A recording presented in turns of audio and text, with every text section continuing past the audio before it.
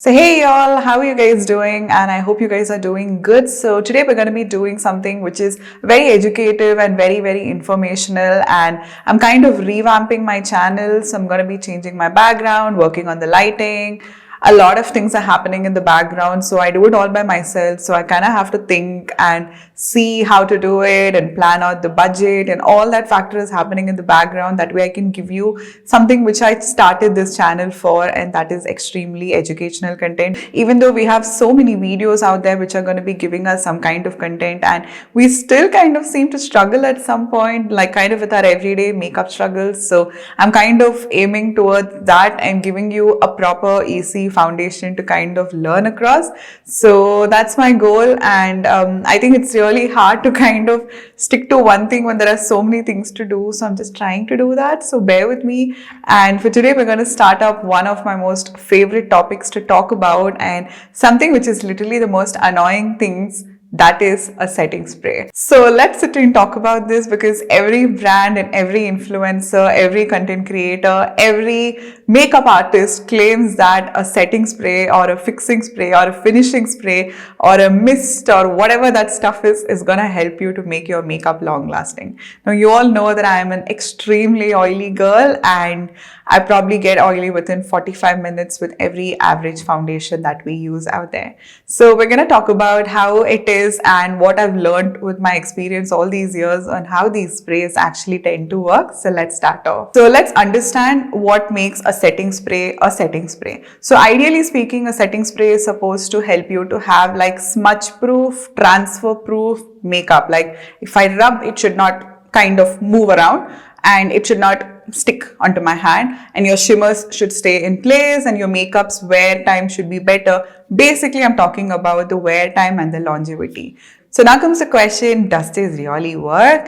And one thing is that your setting sprays, when you look at the ingredient list, it's supposed to contain a polymer. So a polymer is supposed to be like dissolved into alcohol, and that comes out as a spray with plus, other ingredients and everything to it, which is fine. Now this polymer based spray, what it does is that once it gets on top of your skin, the solvent, which is your alcohol, will evaporate when it gets into air contact.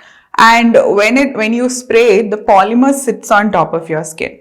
So imagine it to be some kind of like a thin transparent film which is sitting on top of your skin, kind of like a layer. Now this layer which is upon your skin is going to help your makeup to become transfer proof. So this is basically what your setting sprays do. So I have two of my favorite picks for the setting spray category, and one is the Urban Decay All Nighter setting spray. This one works amazingly. It sets my makeup beautifully. It holds it in place. Perfect for any kind of waterproof, transfer proof to a certain extent. I think this one is great. Another better option, a much more affordable option, is the Wet n Wild Photo Focus setting spray, and this does pretty much a very good job. The only thing I don't like about this product is the spray and the mist. The one thing that we got to be watchful about a setting spray is the quantity. So what happens with a setting spray is that they do tend to dissolve your makeup. So if you see anyone who's wearing ton loads of makeup, and you've seen that with a lot of influencers, a lot of creators, and when they're doing it, it looks so cakey and so powdery, and the moment they go with around a couple of spritzes of setting spray, and I mean overloading your setting spray, it starts to dissolve your makeup. So what it does is that it gets rid of any excess, everything, and it kind of makes it all look very smooth and like very well placed on the skin. So I think this is a good option. Plus, when it's overdone, it can start to dissolve your makeup and start to slightly over break it down beyond what it is going to happen eventually.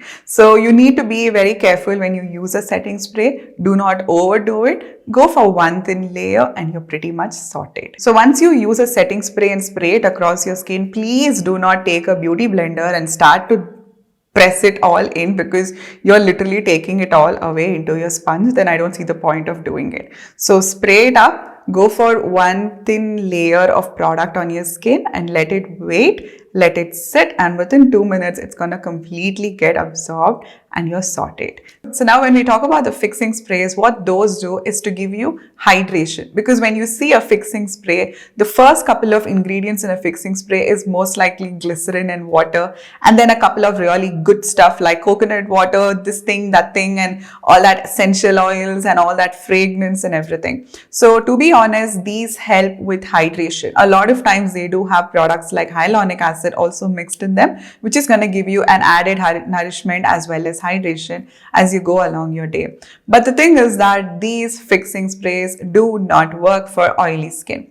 Yes, it smells nice. Yes, it's super refreshing. Yes, it looks really good when you see someone using it and you want to use it, but it's not going to really make a big impact. So these are great for people who have normal to dry skin, and the setting spray in a limited quantity is good for people who have normal to oily skin. Of course, either of the skin spectrums can use the sprays interchangeably, but you gotta kind of acknowledge what is going to be the effect. Like if you have oily skin and if you want to use a finishing spray, then obviously your makeup is not going to hold for long. But if you're targeting longevity, then a setting spray is going to be a better option. So there's this thing which I see happening with a lot of Indian brands is that they put the names interchangeably, which just makes life so difficult for us to figure out what exactly is what. So a lot of times when I used to buy these sprays thinking it's going to make my makeup to kind of last a lot more longer, and it's going to magically control my oils. So what used to happen is that I'll end up buying the wrong spray and I'll just keep using it, and I realize like